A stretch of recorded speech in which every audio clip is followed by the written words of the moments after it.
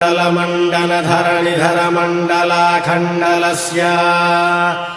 निखिलसुरासुरवन्दितवराह क्षेत्रविभूषणस्य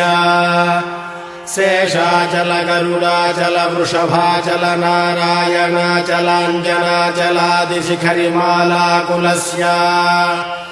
नादमुखबोधनिधिवीधिगुणसाभरण सत्त्वनिधि तत्त्वनिधि भक्तिगुणपूर्ण श्रीशैलपूर्ण गुणवशं वद परमपुरुषकृपापूर विभ्रमद तुङ्गशृङ्गगणद्गगनगङ्गासमालिङ्गितस्य